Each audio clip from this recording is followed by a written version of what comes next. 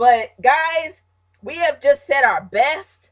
Now it's time to have a little bit of fun here. We're going to talk about the worst. And I'm excited about talking about the worst. I don't know. It's just so much fun doing the opposite. Instead of talking about something that's great, it's just so much fun talking about the worst. So we're going to talk about the worst. We're going to talk about Brandon's worst match. And I can kind of agree with you here with your number 5 worst. Your number 5 worst was Darren Young versus Titus O'Neil. I can kind of agree there. You want to explain? Yeah. Look, it's not that I'm not a fan of Darren Young and that I'm not a fan of Titus O'Neil. Would agree that the Primetime Players was one of the best tag teams in recent memory. Yeah, they were. Yes. They were.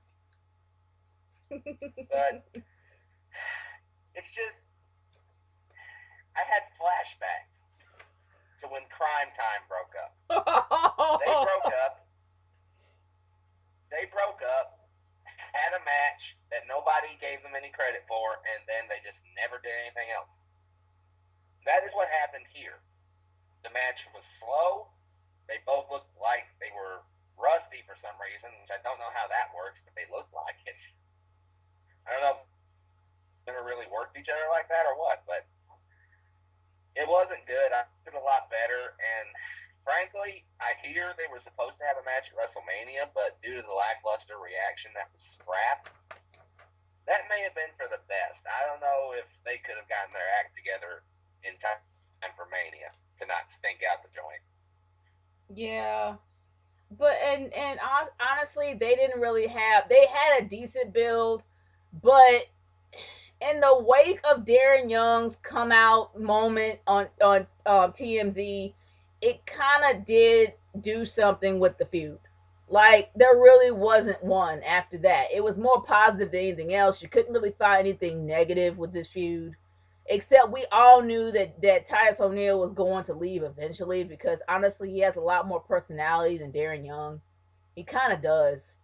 And Darren Young just couldn't connect with him. I don't know whether or not he wanted to fight him or whether or not he just really didn't have much chemistry with him at all. But yeah, I can kind of understand why you would say that's bad. The build was bad, and the match itself just didn't connect. Irvin, what's your thoughts? Oh yeah, one of the biggest mistakes ever, breaking up the primetime. I mean, why? They were actually on a roll, and after Darren Young in his real life came out about being gay, they actually had more momentum behind them, and then all of a sudden they just decided to split them up. Yeah, it made no sense. And I do agree that Titus O'Neil has the more personality of the two.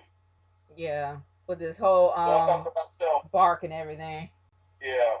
So I thought to myself, if it was going to hurt anybody, it was going to hurt Darren Young. But then they didn't really. I was going to say they didn't really follow up on it. And the matches between O'Neil and Young were just very uninspired. Yeah. Considering they were longtime partners and everything, you would think there would have been a little more. I mean, maybe not an epic feud, but you'd think there would have been some more fire. I mean, hell, I remember when they broke up, and I'm going to sound like the old man of the group. Oh no! I remember when they broke up. Strike Force back in the late '80s. Rick Martel, Tito Santana. That feud, which I thought was slow as well, that feud had more fire than O'Neil and Young. Dang, dude, take it back in the day. Yeah. I mean, seriously though, when tag teams, especially if they've been together long time, I mean, you want to see some fire. Yeah. But especially if they were really successful. That's true. Plus, they really had no reason to be angry at each other. More frustration, anything, for the fact that they kept losing. Plus, it was just bad after bad after bad until Titus O'Neil came out. Because we all know that they end up losing probably one of the greatest managers that they've ever had, ever. And we can go into Abraham Washington, but let's not go into Abraham Washington, because if we do, it's gonna be 4 hours. So so let's just move. Oh yeah, I already did my big rant on it a couple of years ago. I think everybody did their big rant. Well, I can sum it up for us if we don't want to go on a rant. Sum it up. Sure. Pardon my language. I'm going to say that right now, Regina. All right. Grow some fucking balls again, man. Oh, gosh. I will agree with that. Oh. And yeah, I won't say it, but my tagline is, ain't this some BS? Yeah. That thing with Abraham Washington pretty much was the birth of that and John Cena. Oh no. Let's not talk about Cena either. But we know we're gonna get to Cena. We are. We're gonna get to Cena. Cause Irvin, we talked about this. But we're not but it's not there yet. But we're gonna talk about your number 5 at this moment. Your number 5 is Eric Young versus Magnus. You thought Eric Young versus Magnus was bad? I thought it was bad for this reason. Not because of the match itself. The matches themselves were actually good. But to me, the whole thing with Eric Young, it was such a cheap ripoff of the Daniel Bryan. I don't care what I won't call a name or two. I don't care what American Olive Heart or nobody else that backs TNA said. That storyline with Eric Young was a cheap ripoff of the Daniel Bryan storyline. And that's what left the bad taste in my mouth with him and Magnus. Now, the matches themselves were actually good, but the reason I put it as the worst is because of the story behind them. Oh. You know, Eric, the fighting champion and this and that. I was like, this is such a cheap ripoff, because prior to this, Eric Young was a goofy comedy character. I was waiting for you to say that. I was waiting for you to say that. Nobody likes Eric Young because Eric Young is a Santino Marella without the accent, but he's like the redneck version of Santino Marella, kinda, for TNA. And a lot of people get on him for being that. Honestly, he's a pretty decent wrestler. He actually can wrestle, but yeah, a lot of people give him flat because of he's a comic relief. But I mean, I don't know. I guess I didn't see, but I can kind of see what you're talking about when it comes to the build and storyline. It was bad, but you know, the overall match was actually pretty cool. That's just me personally. Brandon, you have anything to say? I'm really a little surprised by that being on the list because I actually didn't mind that feud so much. I actually thought it was a pretty decent feud. I mean, it was something that was completely different from him being with ODB. I mean, it was a complete change from him and ODB and him being the Knockouts tag team. I don't want to get into that, man. That was just ridiculous in itself.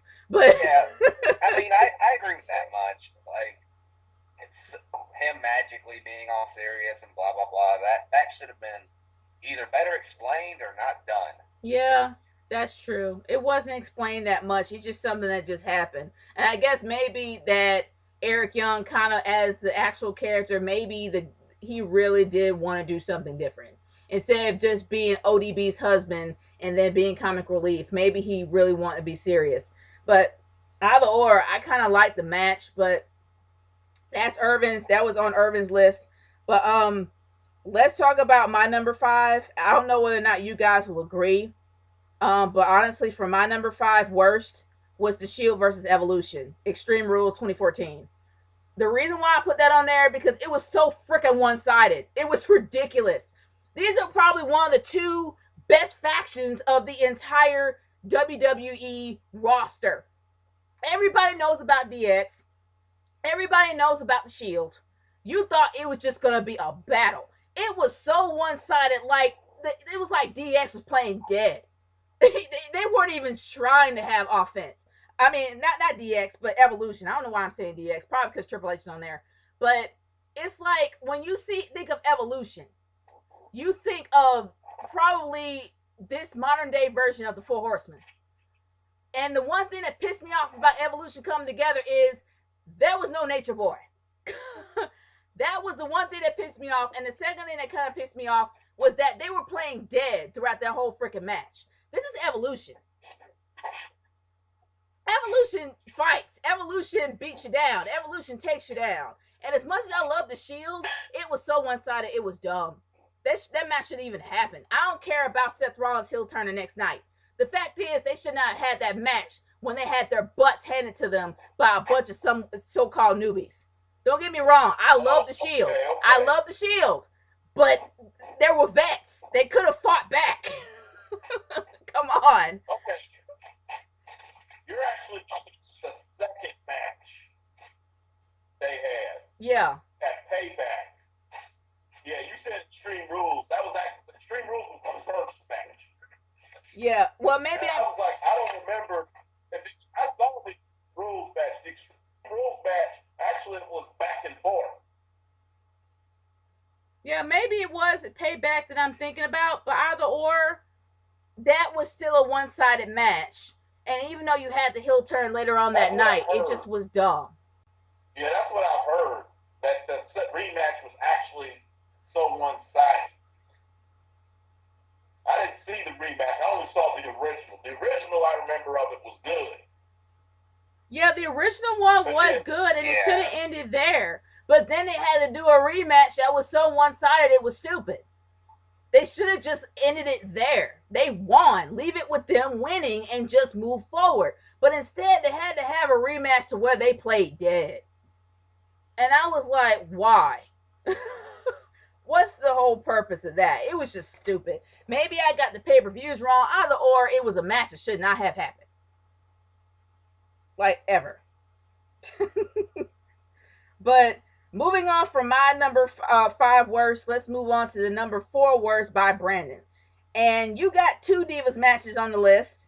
So I'm going to talk about the number 4, which does break my heart because I'm a fan of the Red. And I'm also a fan of Summer Rae. You got Eva Marie versus Summer Rae as your number 4 worst. I love me some Eva Marie. And I'm the only fan. Go. Okay. All right. Go ahead. Break my heart more. Before I even begin. If you folks couldn't hear that, I was hitting my head against a book. Who in almighty hell thought that it was a good idea to give this red-headed, empty-headed woman a contract? Oh my God. Wow. I think that Guerrero put on better matches than this chick. Wow. Wow. A lot of people. Oh my gosh. That's bad. When someone says Vicky Guerrero put on a better match than somebody, oh God. Snap. Eddie Guerrero's daughter never even got called up to the main roster. But no, this girl can. Nobody likes Eva Marie. Oh gosh. I heard she was actually good. Vin, do me a favor. The next time you're recruiting divas, here's a crazy thought. Make sure they have some talent that doesn't just involve their mouths. How about that? Wow. Dude. That's the problem, though. Vince McMahon does not see females as real wrestlers. They see them as basically, unless you look like Trish Stratus, you're probably not going to get pushed by Vince, because Vince has a low opinion of female wrestling anyway. Which I think, and excuse my language, Miss Nature. Go ahead and be you, dude. Just be you. Yeah, shit. I mean, during the Attitude Era, and even during the Ruthless Aggression Era, the women were just as much part of the show as the men. At times, they outperformed the men. That's true. But you got true. Vince McMahon, who still has this 1950s, 60s, and even 70s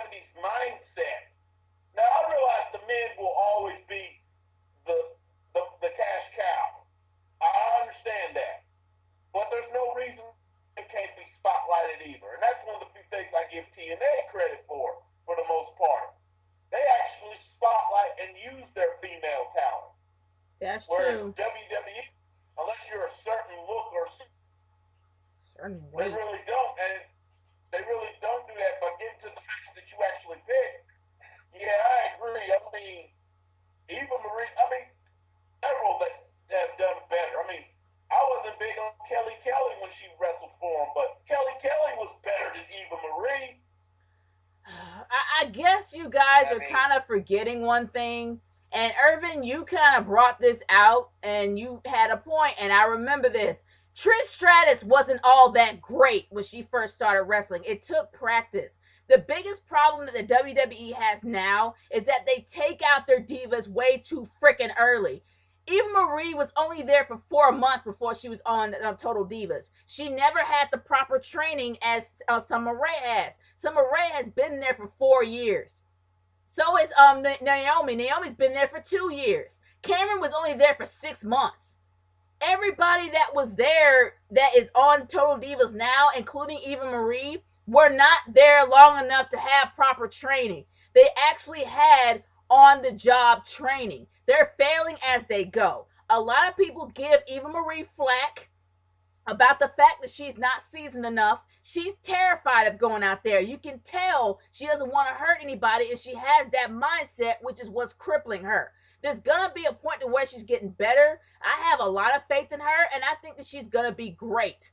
Because usually the ones that have a lot of naysayers are the ones that become triumphant in the end. So honestly, I am all about Eva Marie, and I think that she's going to be great. I'm not hating on y'all for your choices. I'm not hating on you for your choices, but it's like everybody that keeps talking about Eva Marie and how bad she is, you got to understand you're not going to start off to be a superstar from the beginning. Even though if you come from a superstar family, you got to work to get there. And with her, even though Summer Rae and her did not click because of how seasoned Summer Rae is, she's going to get better as time goes on. That's just me personally. But I'm not hating on you for your choice, Brandon. I think it's a pretty decent choice. Yeah, that match was bad. But for those that keep hating on Eva Marie for that reason, they got to understand that nobody starts off great. Everybody got to work to get to where they are. It's more power to her if she does end up getting good. But my whole thing is Vince needs to stop doing that. He needs to stop looking at girls who just look pretty and going, yeah, that'll work.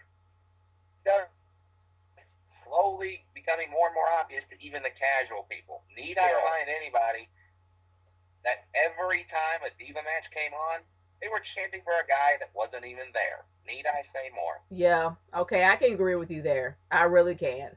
And that is something that Vince is probably never going to go right up because he's stuck in the 80s.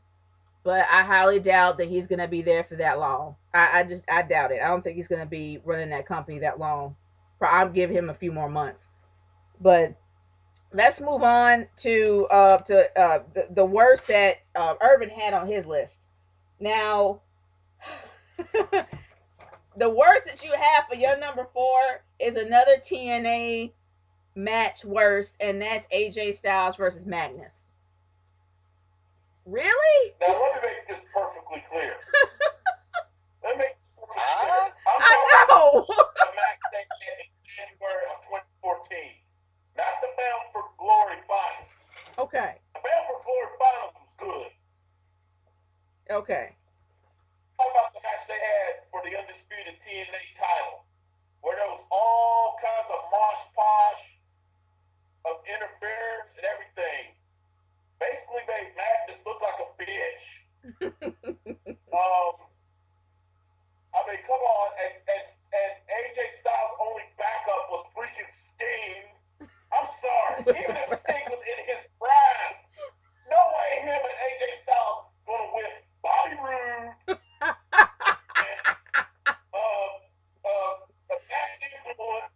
Daniels and Kazarian and whoever the hell else they had out there. They would have got after.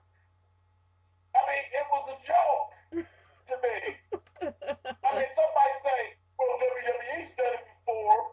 Look at Undertaker versus Yokozuna, the casket match at the Royal Rumble 1994. I'm like, yeah, but at least Undertaker and Yokozuna actually had a match before everybody started coming out.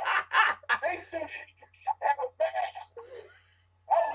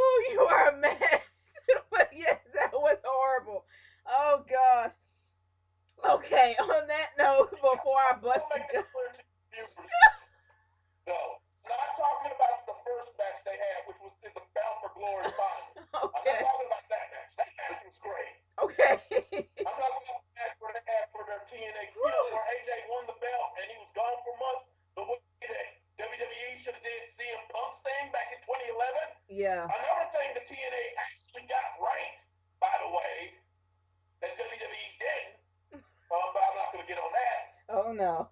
But that itself was doo-doo. And I don't mean to be graphic, but I've taken crap from the toilet that was more epic than that match. Good Lord. Oh, gosh. Oh, okay. Before Irvin goes on a further rant, let's talk about my number 4. Okay. My number 4, like Brandon, is a Divas match. But this Divas match was a match that could have been great but fell short. And it's like, if I hear about a triple threat, I want a freaking triple threat. I don't want a one-on-one. Not to mention that the one-on-one was not as spectacular. And I could have put Survivor Series on there because that was just as equally disappointing. But I had to put AJ Lee versus Paige versus Nikki Bella for the Divas Championship at Night of Champions. That was bad because it didn't even involve Nikki. Like, Nikki was just there. She was just a waste of space. And I'm not saying that because she's bad. It's just because of the fact that she had no purpose being in there at all. It was just geared towards AJ and Paige. And these are 2 submission specialists. These are 2 of the only freaking divas besides Charlotte that are submission specialists. They can break out of each other's holes, and that was mediocre at best. They barely even touched each other. But besides all that, Nikki was just kicked out. She got kicked in the head, fell out, and stayed gone throughout the whole match. Didn't even come back. And then it was just bland from there. They really did try with AJ with Paige. And the one thing that kind of got me excited was that Paige was the second chick to break the Black Widow, which I was hoping that it would be a lot more technical.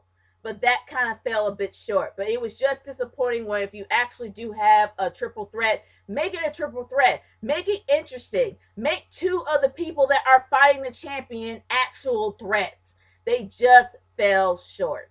And I could have put Survivor Series on there because I think I told Irvin about it to where that when they were actually going against for the Divas title, that somehow Paige forgot that she was supposed to lose. And she literally broke out of the Black Widow, forgot that she wasn't supposed to break out, got back in there, kind of put the leg around AJ, like, oh, I'm sorry, I forgot. And then, like, how can you forget that you were supposed to lose? I could have put that on there because that was just bad. But honestly, I had to put that as my number 4 because when you have a triple threat match, make it good. And that's what I have for my number 4. What are y'all's thoughts on that? I think that the entire page. Calm down, Irvin. I think that entire feud fell flat. I think that entire feud, Paige and AJ, just fell flat. Everyone was talking about it like it was the next Trish and Lita. I said, no, just no. Yeah, they actually tried. But even though Stephanie versus Brie was coming close to being the next Trish and Lita, that pretty much came close. That was a high profile feud with a great match to boot. But I really was kind of expecting a lot more from Paige, knowing that her positive for her performance has always been her technical prowess. She is great when it comes to missions. And so is AJ. You wanted to see that more. And the opposite, the polar opposite of those 2 fighting styles is Nikki. Nikki is all about brute strength. Of course, her boyfriend John Cena is nothing but brute strength. But you kind of expected that a lot more in this match. And it would have been great to see that dynamic in the match and involved. But it wasn't. She was just ousted. And then you have these 2 that are supposed to do something. So I'm like, gosh, y'all, you really could have made this something. But they kind of fell short.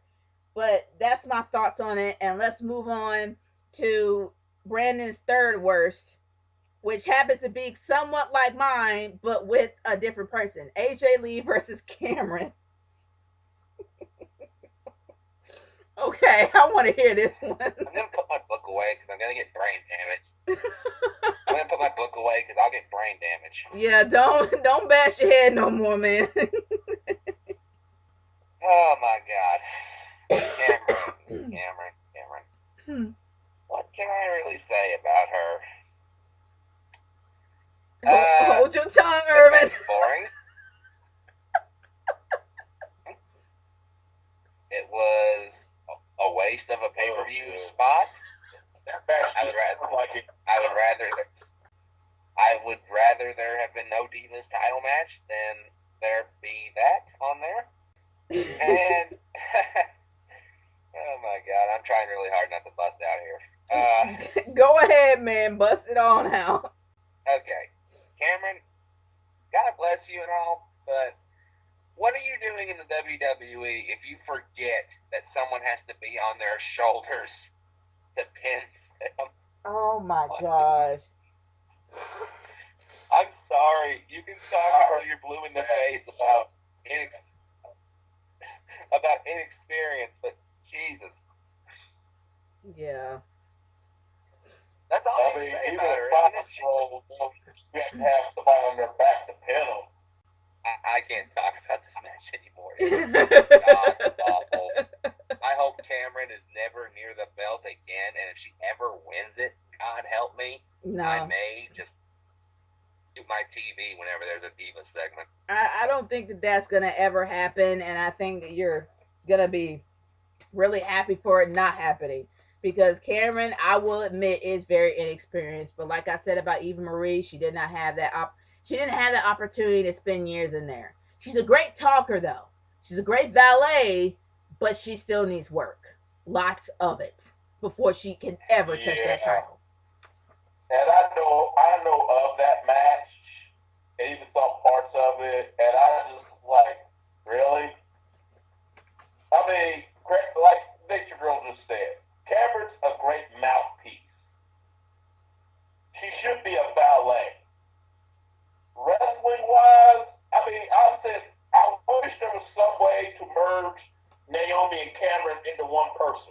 Because when they were together as the Funkadactyls, Cameron was the more personality and the better on the mic. Naomi was better in the ring. And speaking as a man, Cameron, I would do. Naomi, I would marry. Wow. And for the matches show, I'm just being honest. Just based on what I've seen with Total Divas and their characters on screen, I'm like, okay. Smash. But Naomi, I would smash, but I would agree also put a ring on it. Wow. There you go. For the ladies that are listening, for the ladies that are listening, that is what that is their opinions of Cameron. If you're mean, then you're there. If you're not mean, then you no, I don't know. I'm not gonna get to that. I'm just joking. But let's move on to the number 3 that was on the list for Irvin, and that was AJ Lee versus Nikki Bella at Survivor Series. Good Lord, with the Diva matches. Yeah. Because I was like, what is this bullshit? A little bit in the fence. That whole thing with but Brie Bella kissing AJ Lee, which that was totally unexpected. I have to admit, that was almost an homage to what happened at WrestleMania 28. It was an homage. When her husband Daniel Bryan had AJ as a valet, and AJ kissed Daniel Bryan, and then he lost the title in like 10 seconds to Sheamus. Which is still the most booking decision ever. Which I won't get on that match.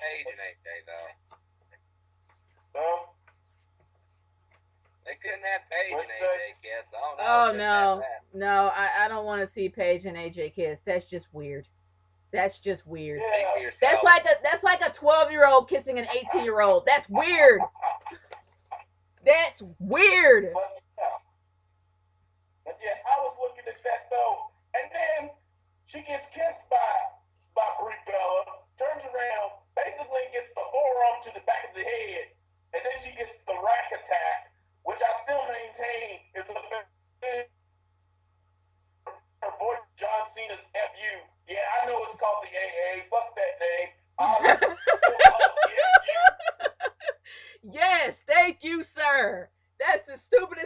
ever heard. Call it a FU. Crying out loud. Grow a set. That's all I say about that. But yeah. Yeah, they took away one of the cool things about John Cena. That was the name of some of his moves. Yeah. But anyway. That was the only cool thing about. Oh my gosh. You just said that John Cena had something cool about him. Oh boy. Before we get the fan haters. Since you said John Cena had something cool about him. Yeah, because, I mean, you trying to tell me you couldn't have had these divas wrestle for 5 minutes and then do that part? Like when AJ was about to win? Then have Brie Bella do that part? Yeah. With the kissing? Just do it right off the bat? Yeah. All because these dudes in WWE don't know how to manage time? Yeah, I agree with that. They really don't know how to get their time right. Hard. But because AJ and Nikki actually would be an interesting match just because of the different styles. yeah, that's true. That was one thing I kind of wanted to see.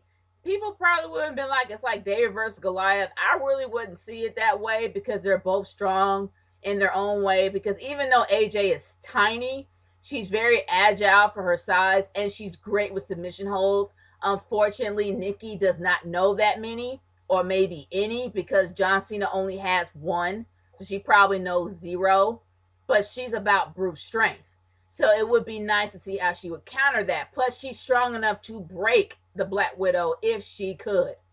She's strong enough to do it, in my opinion. It would have been great to actually see that, but unfortunately, we didn't. It fell short. Okay. But moving on from the Divas match, I will say this. This is probably the... Oh, go ahead. Go ahead. I just thought of this randomly. You're going to laugh your ass off. Oh, boy. You say that it'd be weird to see AJ and Paige kissing? Yeah. How do you... Didn't AJ kiss Kane? Oh, man! That's true. That's true. Oh. Yeah. Well, Kane was already neutered by then. Like I guess that wouldn't be weird because Kane kind of turned to Glenn Jacobs on how Abyss kind of transformed into his brother. Gosh, what was his name? My brain kind of showed it out. What was Abyss's brother's name? I forgot. Joseph Park. Yeah, it was like how Abyss kind of transformed into Joseph Park, but like Kane kind of transformed into his real self, Glenn Jacobs. So he was neutered by then. So it wasn't completely weird. It would be weird if he was like if how he was in his debut. Then that would be weird. Or Lita with Kane having the whole crazy love child thing. That would be weird. But no, it wouldn't be weird now. I'm sorry, I still have nightmares of that whole Lita Kane thing. I still have nightmares over the whole Lita Kane thing. That just like nightmare fuel. That was funny though. I said, you said you don't want to see those two kissing. I said, speak for yourself. Well, yeah, of course. I know you guys would, but I'm sorry. That's like watching a 12-year-old kiss an 18-year-old. It's weird. That's just me. Moving on. Yeah, moving on from there. Okay, this is probably the first time in any audio that I have done to where it was literally agreed across the board of this being one of the worst matches. This is number 2, and everybody agreed that the streak, Taker versus Lesnar at WrestleMania 30, was the worst match. The number 2 worst match. Everybody across the board agreed. And honestly, it's just because, for me, it was bad because of how slow it was.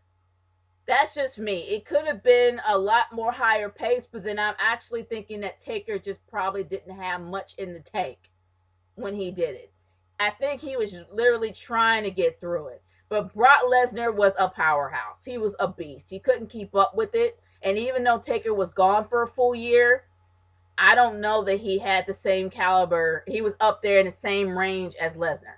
And it was just, for me, I think it was bad because it was slow. Not so much it was bad because of how it ended. I think it ended great. But I think it was slow. It was slow as molasses and boring throughout the whole way. Oh, God. Yeah, let's get started with the streak. Because I know y'all have something to say. Let's hear it.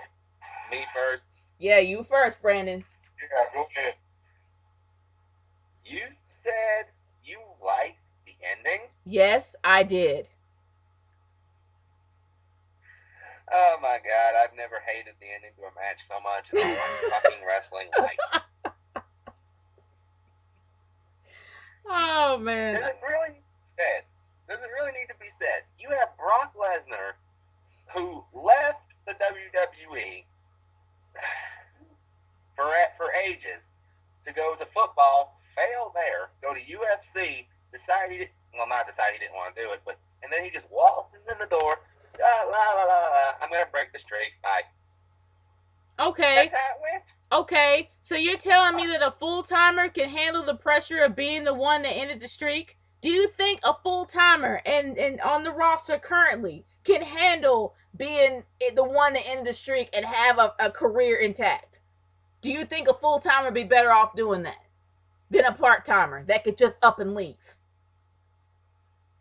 Okay, you want to talk part-timers? Why didn't Triple H or Shawn Michaels get to end it then? Because Triple H technically isn't a part-timer. And also, I don't think that Shawn Michaels is clear to wrestle anymore.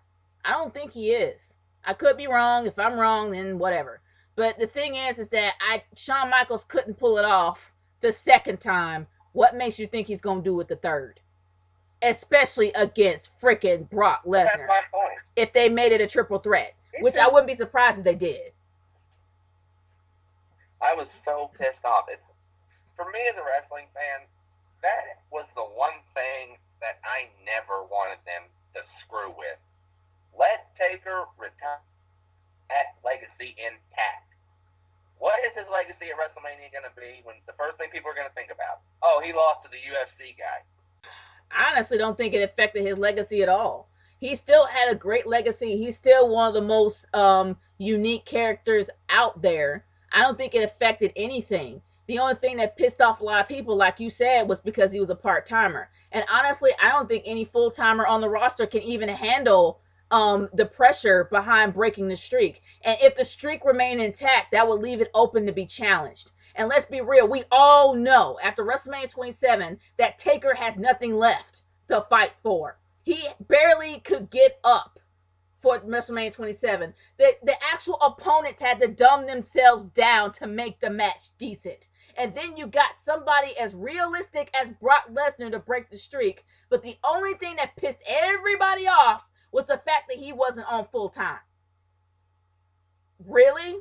I really thought it was a great thing because, number one, Taker chose Brock Lesnar to put him down because we all know Triple H couldn't do it. And number two, he could handle the pressure because he will be gone. And somehow people will move on. But if you had a full-timer there, his career would have been ruined. There would have been no way he would have bounced back from it that quick. It would have been devastating for him. Whoever they would have chosen to do it. And it definitely should not be Cena. Because if it was Cena, Cena would never come back from that. Ever. First, let me say about the idea of Cena beating The Undertaker for the streak. I would say hell no. I agree with you totally on that. He would be more hated than he already is. Exactly. He would probably have to go to the arena in a bulletproof vest. If it was John Cena. He would be more hated than he already is. But on the part about Taker, I agree. After WrestleMania 27 with Triple H, he really had nothing left. I would have preferred to see Undertaker retire undefeated at WrestleMania. But then the streak would have been open and it would have been up for challenge and it would have never went away. But still, I prefer to see him retire undefeated. But if someone had to put him down, let me say this.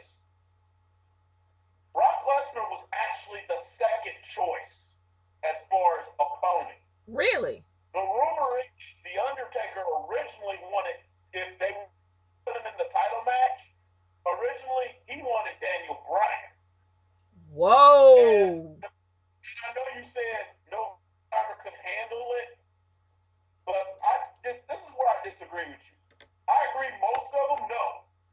Daniel Bryan's the only one that maybe could have beat the streak and gotten away with it to a degree. Because even though some fans would have turned on Daniel Bryan, I think he was so over and so popular that people would have eventually forgave him for beating the streak. Could have. I think he's the only full timer that could have maybe done it. But like we talked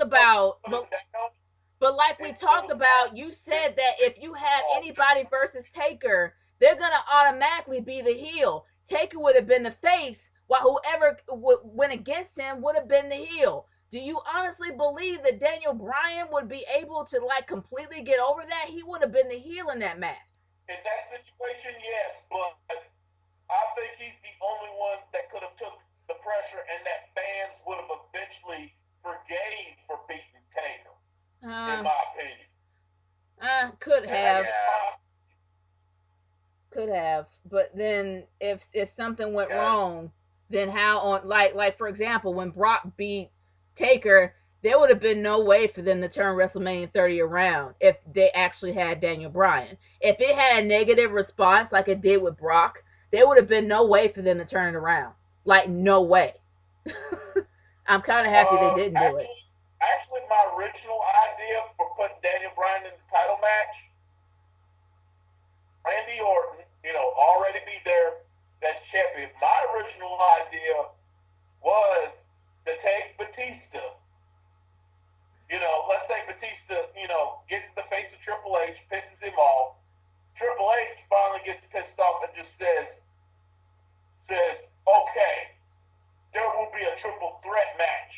Randy Orton versus who will he face? Daniel Bryan, you want your title shot? You got it. But only if you beat the streak.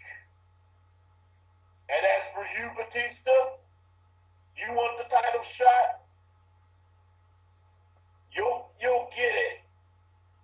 But you gotta beat me. That wouldn't have been hard. That wouldn't have been hard at all. That would have been quick. But then the fans would have been divided in the Taker Bryan match if it would have took place, because on one hand they didn't want to see the Undertaker lose, but they wanted to see Daniel Bryan in the main event. But then that will put all the emphasis and all the spotlight on Daniel Bryan, the streak, and ignore the other two. There would have been no way for that to even out. He's already in the main event, but Daniel Bryan's fighting for his spot. But to do that, he has to put down a beloved legendary figure and beat his streak to do it. I think you could have made a great emotional story out of that. You could have, but then that would have been the main event of the entire pay-per-view, and once Taker has lost, people will be pissed and they will still leave. It's a lose-lose. Whether it was Daniel Bryan, whether it was Brock Lesnar, it's a freaking lose-lose, because fans will always be pissed at something. And I guess speaking for myself, maybe because I am a fan and I do get pissed sometimes, but I'm going to be real. You can't make them happy. They're going to be pissed, and it's going to be a lose-lose, period. Let's keep it real right then and there. Well, Brandon, my whole thing about it was, and I'm kind of paraphrasing here from other videos I've seen. I've said for the past 2 years that if the streak is broken, it has to be done by somebody that they can build on afterwards. And I've said that too. It's like, you take a younger guy that you can't quite get over yet, that no one believes can do anything. If you gave him the streak, the honor of doing that, and it is an honor, if you gave him the honor of doing that, that would catapult him into being like, okay, this guy can do anything. And people would get behind that. What did they do with Lesnar? breaks it, he gets this amazing honor of ending such a long tradition of WrestleMania, and pretty much pisses it away by not showing up again until SummerSlam. Okay, in that case, I can kind of see what you're talking about. I can kind of see that. Yeah, that's why I said, at least with Brian, all right, I understand what you're saying about the nature girl, but at least with Brian, you could have built on that. That's true. That's true. I mean, I can agree with that, but we can talk about the streak pretty much for hours and hours. But let's talk about. But let's move on to each of our number ones. All of our number ones are different, so let's talk about Brandon's number one worst. His was the Big Show versus Eric Rowan. I can kind of understand because wasn't that. Yeah, that was the match that they actually had TLCS. They added the S for this match, and it was so bland. It was. I mean, I can hear what you're saying, but I want to hear your thoughts on it. Well, I mean, that's pretty much it. Like, I'm not doing this to bash Eric Rowan. I'm actually a fan of Eric Rowan. I liked him. I thought he was very agile for a bigger guy, just like Luke. But my whole thing with this match was it mainly got this spot because of the level of disappointment. The only reason Lesnar and Undertaker did not get the number one spot for me is because this match right here just re-emphasized the stupidity of some of the booking decisions in the WWE. You have Eric Rowan, who's just become a babyface, who was on that Survivor Series team, a big spot to be in, with the whole authority versus Team Cena angle.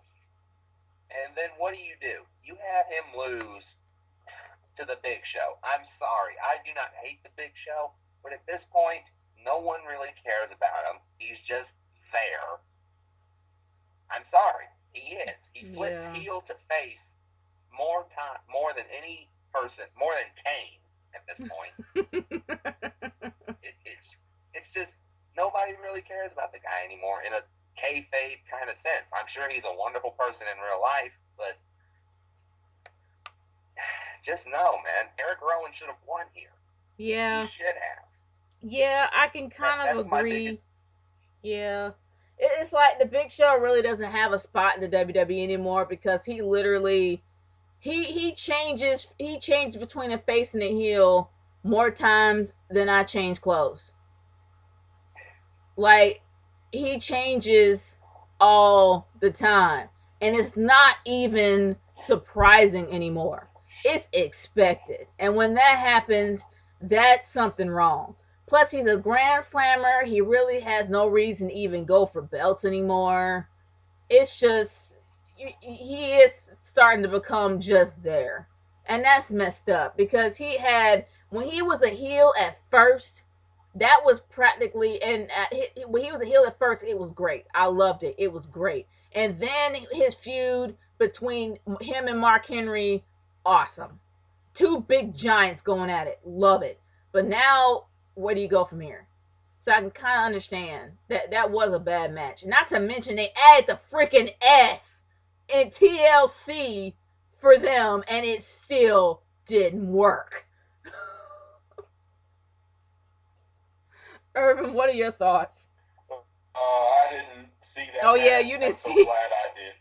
You didn't see. As soon as I heard stairs, I'm like, what the hell are they going to do with stairs? That's what's in the chairs, Matt. At least the chairs, you could do something with them. What the hell are you going to do with stairs? Unless you're going to build an erector set virtually and jump off of it. But those two big guys, especially the Big Show, I doubt you'll see that.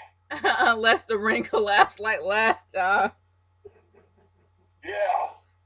Oh, gosh. Okay, well, let's move on to your worst match. Your worst match was John Cena versus Randy Orton at the Royal Rumble.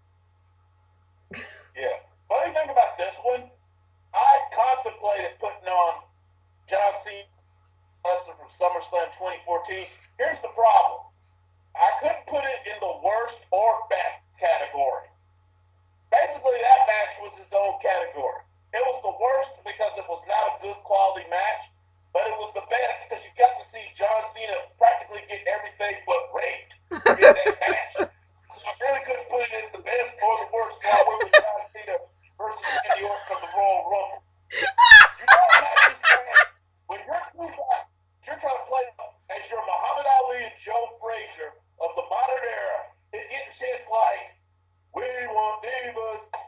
Oh, We're going dang.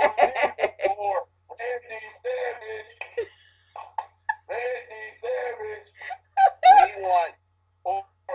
We want This is Diva. awful. This is awful for in this match. In this match. In this match. You know it's bad when the guys are supposed to be the villain. The Wyatts come down, they cheat Cena out of the big. Fans are actually not booing the Wyatts. They're saying, "Thank you, Wyatt. Thank you, Wyatt." I'm like, oh my God. And the match in and of itself was not that great. They tried, I mean, at Hell in a Cell, that's what really pissed me off with them over you. Between John Cena and they try to put this epic rivalry. I'm sorry, but I'm going to go on a mini rant a little bit. John Cena versus Randy Orton, in the whole history of that feud, has only had maybe 2 good matches.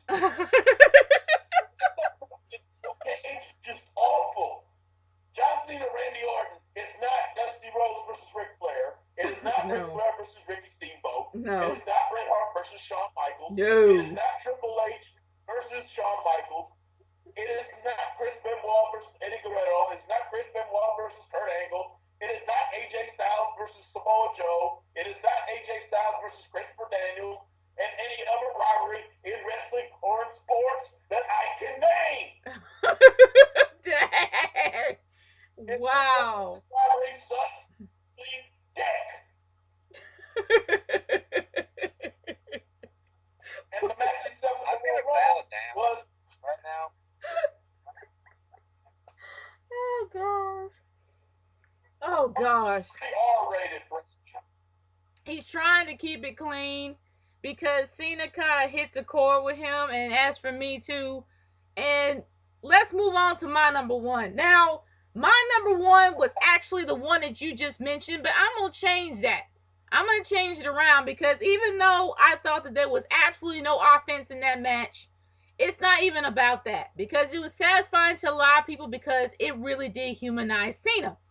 But that wasn't the worst. I'm going to actually change mine from Cena versus Lesnar at WWE for the WWE Heavyweight Championship at SummerSlam. I'm changing that to Cena versus Authority at Survivor Series. I'm going to have that as my worst in 2014. Here's why. Okay, number one, the build. The build was ridiculous. John Cena wasn't even there to even get people to be on his team. The Authority was working for him. There was nobody to actually pick Cena's team. He only picked one dude, and that was Dolph Ziggler.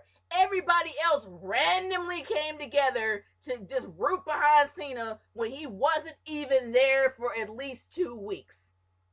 He wasn't even there to even promote the pay-per-view. He did nothing for the pay-per-view. Number two, he had nothing to lose.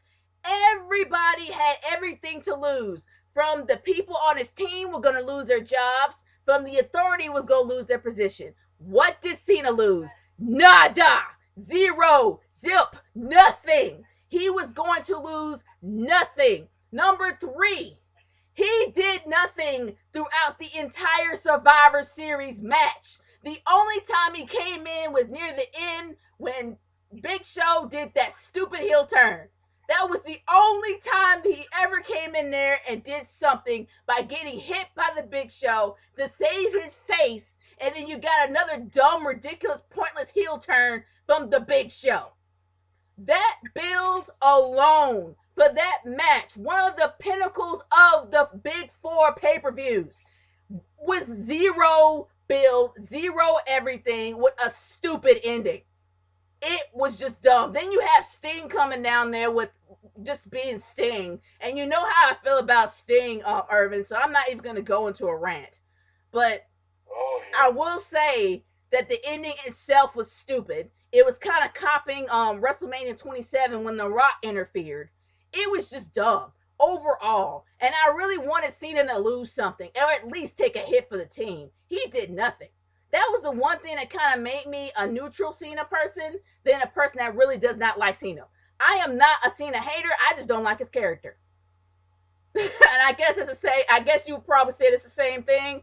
But that was to the point where I just did not like Cena, and I still don't. For that reason, that's my number one worst. What do y'all gotta say about that? You pretty much said it all. Yeah. The match itself was not that bad, but I see where you're coming from with the ending. Yes, it could have been Dolph Ziggler's night. It could have been all about Dolph, but it wasn't, because they won't make it that way. Ever. They gotta cram Cena in there, man. And that's just the one thing that pissed me off. It was so bad. It was just bad. And that won match of the year for WWE. Yes, which shows you it's rigged. It's freaking rigged. All the best matches that we named from WWE in our earlier list could have won over Cena versus Authority. Oh gosh. Easily. By freaking far. It could have won, which shows you that all those ridiculous interactions, those interactive moments that they have on the show is rigged.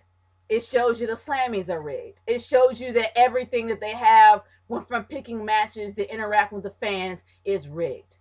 Because that match was stupid. And it was. I knew that shit was rigged when Roman Reigns won Superstar. Oh my gosh! Don't get me started on Roman Reigns. Oh my god! Yeah, I was like, this is bullshit. I mean, I like Roman Reigns. That's the thing. But Superstar, oh hell no.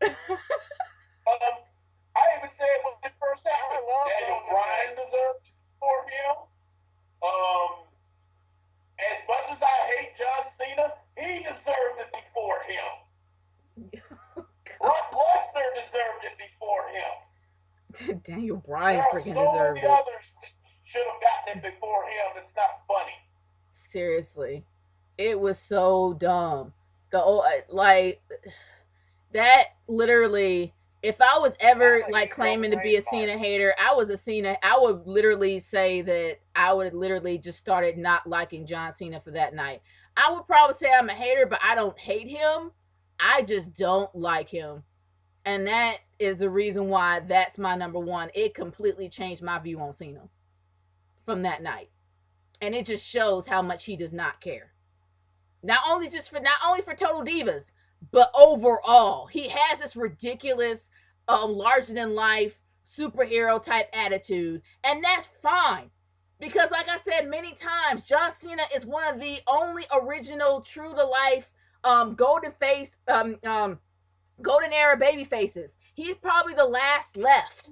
But it's to the point where he literally has that persona just to save face so people can buy his crap. And it just doesn't show in his character at all. And after that night, I couldn't stand the sight of him. I really wanted him to get his butt handed to him. I wanted everybody to literally get in the ring and just kick the crap out of Cena all night. That's how bad I wanted him to get beaten down. And that's sad. And but like I said, that is my number one worst. That's everybody's number one worst. Everybody has their number ones. That's everybody's countdown for the top 5 worst and top 5 best matches in 2014. Thank you guys for actually coming on this audio. Mr. Griffin, you are awesome. Brandon, of course, you are probably one of the most awesome heels ever. And I've said it about a million times. Guys, go check out their channels. Brandon's going to be starting doing more videos, which is great. And check out Mr. Griffin's channel on YouTube. Guys, thanks so much for coming out. And this is the Nation Girl 30 signing off. You guys have anything else to say before we sign off here? No, it was great talking about that, and talk about the various matches, and even get a little commentary. Brandon, you have anything else to say? Let Eva Marie on concession. Oh man, that is why you're an awesome heel, man. That is why you're an awesome heel. Seriously. At least give the fans at the snack bar something to look at, man. Wow. Yeah, I mean, no one's denying she's not hot. I mean, she's a hot-looking woman. No one's denying that. She's just not ready for in the ring. Wow. Before it becomes the Eva Marie Slam Fest, I'm gonna sign off here.